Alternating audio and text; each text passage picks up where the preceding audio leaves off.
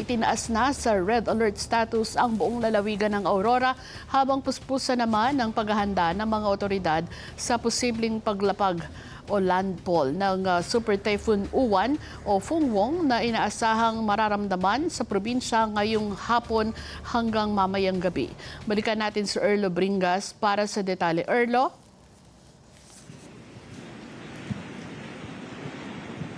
Patuloy na pinag-iingat ng pamahalaang panlalawigan ng Aurora ang mga residente habang patuloy naman yung paghahanda para sa pagpaparamdam nitong bagyong Uwan mula ngayong gabi hanggang bukas ng madaling araw.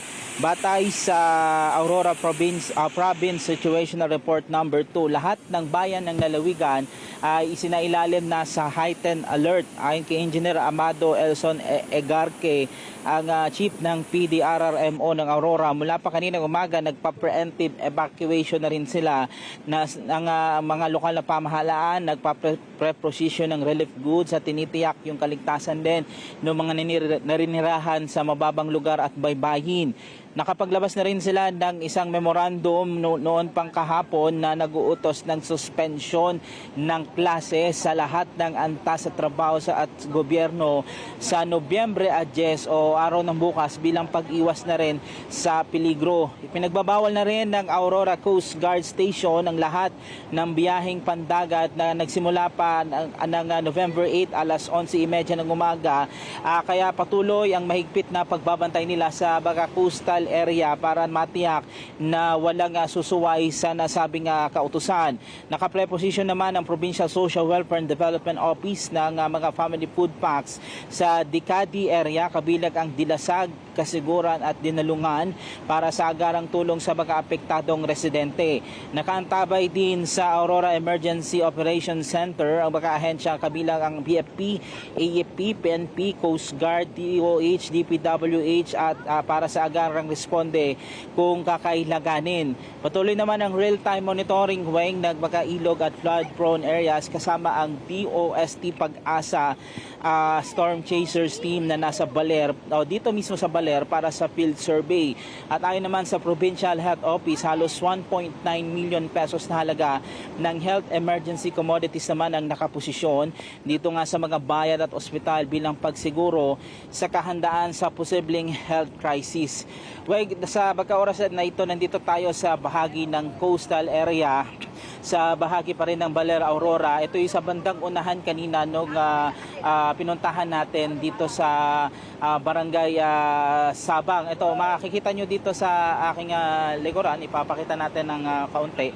Iba na yung sitwasyon ng alon mula pa kaninang umaga. Mas lumala yung sitwasyon ngayon dahil sa yung kanina nga ay medyo na aninagan at pwede pang maglakad halos diyan sa mismong dalampasigan. Pero sa baga oras na ito ay pinapa-off limits na itong bahagi ng dalampasigan na ito dahil nga sa delikado na yung ampas ng alon. Actually, umaabot na nga hanggang dito sa likuran ko, dito mismo sa ating kinatatayuan. Ang payo lang ng mga kinaukulan dito sa mga residente, lalo na kasi yung iba dito may mga turista pang humihinto para mag-sightseeing at hanggat maaari wag na lumapit na lang dito siguro sa may bandang dito sa may bandang dalampasigan dahil nga sa napakadelikado na ng alon at posibleng mas lumala pa yung sitwasyon hanggang maghahating gabi sa inaasahang pagpaparamdam nitong bagyong Uwan dito mismo sa probinsya ng Aurora. Yan ang update mula rito sa Aurora. Balik sa iyo, Wayne.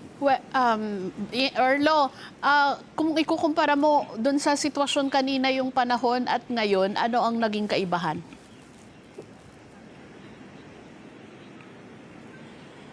Yung kanina ay medyo kumakalma ng konti pa kanina kasi nagkakaroon ng pag-ulan. Maya-maya magkakaroon na naman ng pagtahimik ng panahon. Pero ngayon tuloy-tuloy na mula pa kaninang alas 2 ng hapon. Parang indication lang na parang unti-unti ay magpaparamdam na nga itong bagyong Uwan na posibleng mas maramdaman ng mga nandito sa coastal barangay. Ayan, medyo nahahampas na tayo alon at yan. Kaya pinapa-off limits itong part na to na nasa aking likuran sa mga residente at mga turista dahil sa hindi na normal yung sitwasyon as of this moment. Sinabayan pa ng medyo malakas-lakas yung pag-ulan pero wala pa namang kasamang hangin, Weng, at pero pinaghahandaan din ng mga residente yung other scenarios na magkaroon ng kasamang hangin, magkaroon din ng posibleng mas malakas na pag-ulan. Hindi pa kasi natin malalaman talaga kung ano yung magiging scenario mamaya, pero lahat ng yan ay pinaghahandaan na rin ng mga residente dito sa paligid ng coastal area sa Baler Aurora Way. Napansin natin mas malaki yung mga alon ngayon, Erlo, no, kesa dun sa kanina nung nakatayo ka malapit sa coastal area.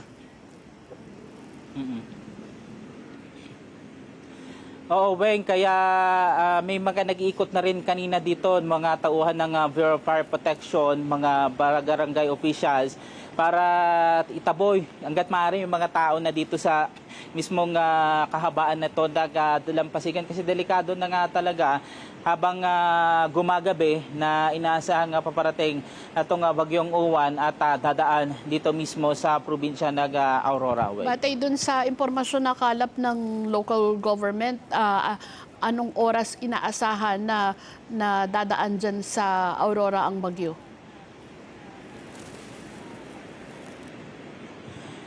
Weng, sa nakalap na impormasyon ng LGU, around 8 p.m. based pa rin doon sa forecast ng Pag-asa, 8 p.m. hanggang madaling araw mamaya ay kanilang inaabangan na yung posibleng paglalapan ng sitwasyon. Kung kaya't nakaantabay rin kanila mga rescue unit kung may mga kailangan ng tulong, lalo na yung mga residenteng hindi talaga umalis pa ng kanilang mga tahanan. Pero hanggat maaari hanggang sa pagka-oras na ito ay nagpapa-preemptive evacuation na pa rin sila doon sa mga residente na hanggang sa ngayon ay talagang hindi mapilit na umalis nung kanilang mga tahanan, Weng. Okay. Maraming salamat sa iyo, Erlo Bringas, at mag-ingat kayo dyan sa bahagi ng Aurora Province.